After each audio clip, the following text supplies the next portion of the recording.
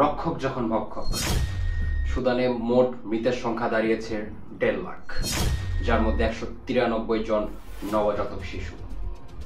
গৃহ ছাড়া হয়ে যাচ্ছে বহুত মানুষ। দেশে খাদ্য সংকট, পানি সংকট, নিরাপত্তা সংকট। একই সপ্তাহে উত্তর দারফুরে মৃতের সংখ্যা 540। গৃহচ্ছিন্ন হয়েছে 12 মিলিয়ন মানুষ। স্বাস্থ্য এবং মৃত্যু ঝুঁকিতে রয়েছে 21 মিলিয়ন মানুষ। এসবের পিছনে আছে কারা? কাদের জন্য ঘটছে এসব অপকর্ম, এসব হত্যাযজ্ঞ? এর পিছনে শুধুমাত্র রয়েছে অদৃশ্য এক শক্তি বা অদৃশ্য এক লালসা, ক্ষমতা। আর কিভাবেই বা 2017 সালে সংগঠিত আরএসএফ 1925 সালে সুসংগঠিত এসএএফ কে নিস্তনাবুদ করে দিচ্ছে? কিভাবে তারা মোকাবেলা করতে ব্যর্থ হচ্ছে? আর কিভাবে বা তারা তাকে সবসময় নাকে দড়ি দিয়ে ঘুরাচ্ছে? পুরোটাই মূলত ক্ষমতা দখলের খেলা।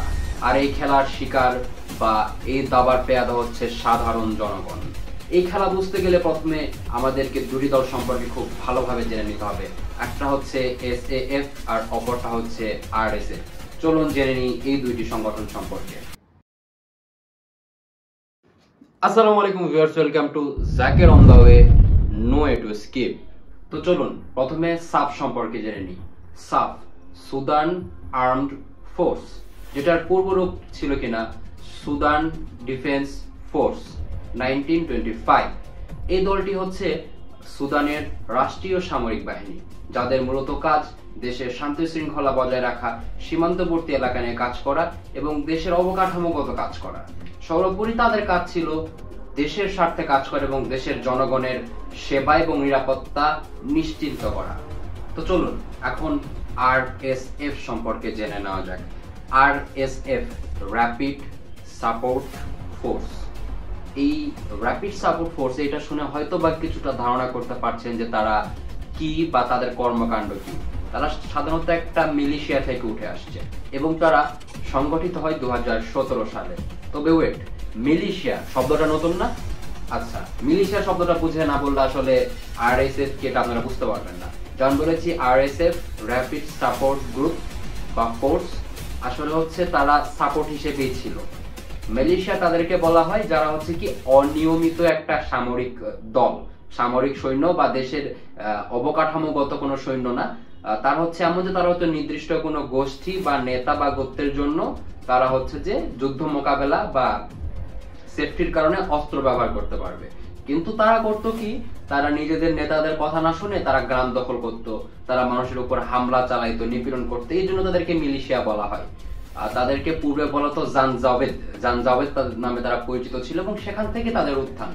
এবং এই যে তাদের উত্থানটা হলো, এখান থেকে তাদের এই যে আক্রমণ, তাদের যে এই যে আগ্রাসন, সেটা শুরু কিন্তু এখান থেকে। 15 এপ্রিল সালটা 2023 হঠাৎ করেই আরএসএফ সাফ এর বেশ কয়েকটি ঘাঁটিতে হামলা চালায় এবং তাদের সদর দপ্তরের দিকে তৎপরতা দেখায়। এটাই প্রথম না আরএসএফ এর সীমা লঙ্ঘন। এর আগেও আরএসএফ দেশের ভিতরে কয়েকটা নিজেদের প্রদেশ বানিয়েছে এবং সেখানে নিজেদের সরকারও ঘোষণা করেছে, যেটা কিনা দেশ ভাগ করা বা দেশ খণ্ডন করার দিকে ইঙ্গিত করে। তারা বরাবরই সীমা লঙ্ঘনকারী ছিল এবং সাফেরি ঘাঁটিতে আক্রমণের মাধ্যমেই সংঘর্ষের শুরু এবং এখান থেকেই এই প্রাণহানি, এই হানাহানি, এই আগ্রাসনের শুরু হয়। এখন একটা প্রশ্ন মনে থেকে যায়, তবে কি আরএসএফই শুধু আক্রমণ চালাচ্ছে, হত্যাযজ্ঞ চালাচ্ছে, মানুষের উপর নির্যাতন নিপীড়ন চালাচ্ছে? এসএএফ কি একদম সেফ আছে? সাফ কি কোনো ভূমিকায় রাখছে না? আসলে না। আরএসএফ এর দাবি হচ্ছে তারা সাফকে পরাজিত করবে এবং পুরো দেশটা তাদের নিজের দখলে বা ক্ষমতায় নিয়ে নিবে, যার চেষ্টা তারা পূর্বেও করেছে। সুদানের অনেক সোনার খনির উপর তারা হামলা চালিয়েছে, দখলদারি নিয়েছে, বিভিন্ন গ্রামে তারা দখলদারি চালিয়েছে, দস্যুপনা চালিয়েছে এবং সাফ কিছুতেই এটা মেনে নিবে না। সাফও আরএসএফ কে বিতাড়িত করার জন্য, তাদেরকে ধ্বংস করার জন্য প্রচেষ্টা চালিয়ে যাচ্ছে এবং দেখা গেছে যে সাফের একটি বিস্ফোরক হামলাতে, মানে আমি এই কথাগুলো ডিরেক্টলি ভিডিওতে বলা যায় না, স্ট্রাইক করে যায়। তো তাদের এইরকম একটা হামলার কারণে শুধু আরএসএফ না, আরএসএফ এর তো গেছে কম, সাধারণ মানুষ ক্ষতিগ্রস্ত হয়েছে বেশি। এই যে দুইটা দল বললে ভুল হয়, দুইটা সংস্থা বা সংগঠনের এই যে ক্ষমতা নিয়ে মারামারি, এই যে ক্ষমতার প্রতি, আসনের প্রতি লোভ, আকাঙ্ক্ষা, এইটাকে হাসিল করতে যে সাধারণ মানুষের হয়ে গেছে বিপদ।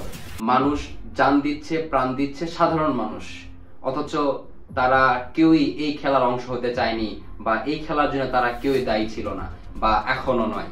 তবে তারা এই ক্ষমতার পিছনে দৌড়াতে গিয়ে এই ক্ষমতা অন্বেষণের জন্য কুরবানি দিচ্ছে বহু মুসলমানের। ছোট ছোট বাচ্চারা, বৃদ্ধরা, নারীরা ইজ্জত হারাচ্ছে, মৃত্যুবরণ করছে।